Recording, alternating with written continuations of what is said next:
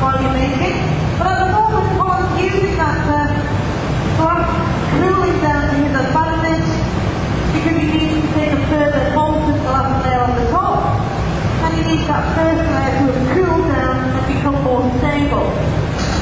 Now you can see he's put a tiny bit of bicarbonate between two layers of glass. That's caused the glass to fizz up, forming all of these tiny bubbles. Normally in glass blowing, you spend a lot of time trying to avoid picking up bubbles because it can potentially ruin what you're going to make. So there's lots of different techniques of working.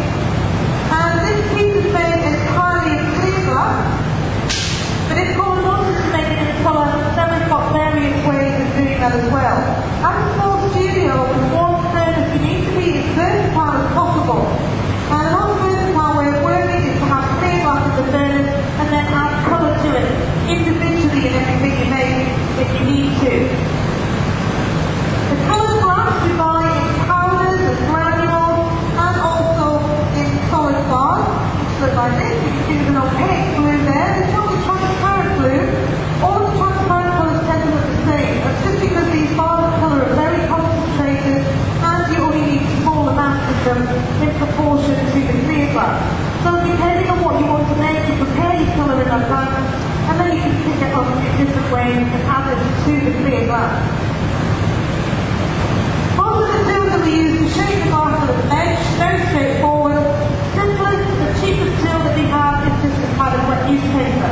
Most glass blowers can use that in preference to any other material. It's very flexible, it's a good insulator, protects your hand from the heat, it's very versatile, and it's also cheap enough to have several pads. You can throw them away if you need to. The only problem you can have with the newspaper is if you let it get too dry, it can stick and leave permanent ash marks on the surface of the glass, which can be quite unattractive, so you're trying to avoid that. So while you're working, you do tend to put a little bit of water on the paper every now and again to stop it drying out. The rest of the tools are wood and steel. The wood ones we keep in water, very principle of the newspaper, stops the wood from sticking and burning.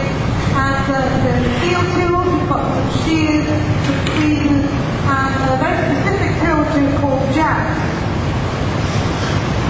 On the bench next to Colin, these two long steel blades, which is front in the centre, that's them. This is a pair of jacks. Now, these blades you can push together. So what Colin's doing is squeezing those blades onto the surface of the glass, right next to the blowing iron, making a very narrow section or line at the top of the piece. That's called a jack line. And the jack line is the point at which you can separate the glass from the blowing iron when you're ready. So it's a really important part of the process. It's actually much more difficult than you would imagine trying to get the glass to break off the pipe without putting this line in. So it doesn't matter what he's making, if he's making a more traditional bars, for example, he still needs to put this line in at this early stage of blowing.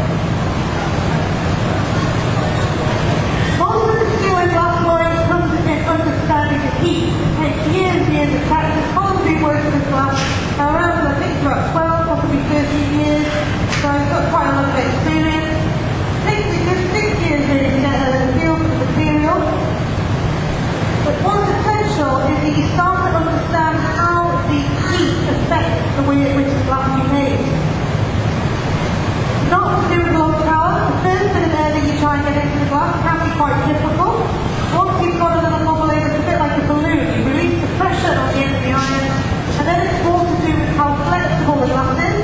And usually it's much more flexible at the top, so it's very soft, and it's therefore not too difficult to blow. Now, first thing to start to add, bring the bits of Colin needs to add for the tail, I think it is, first of all. And you might get a better idea of how soft the glass is when it comes out of the furnace, watching these bits being added. Trying to take glass out of the furnace is a little bit like picking up syrup or honey onto the end of the knife. As fast as you're trying to get it onto the iron, it's running back into the rest of the glass. This means that you can only pick up a limited amount at any one time, no matter how experienced you are.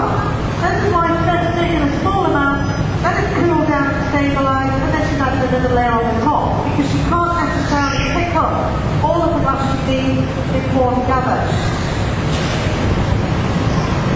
Throughout the process, whatever you're making, you need to keep turning the iron continuously, so whilst it's waiting, still turning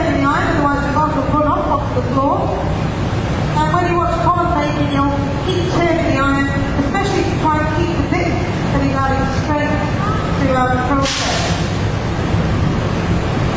Very softly touch it with a pair of shears, and then hold to make sure it's the right heat before you start shaping that new bit of glass. Piece of equipment that you're using is back in the studio is simply there to reheat whenever you need to. This is because the glass doesn't contain heat very long. It's around 1,200 degrees this piece of equipment, so it's the hottest thing in the studio. And it's just an empty gas-fired cylinder. Switch it on in the morning, switch it off at the end of the day.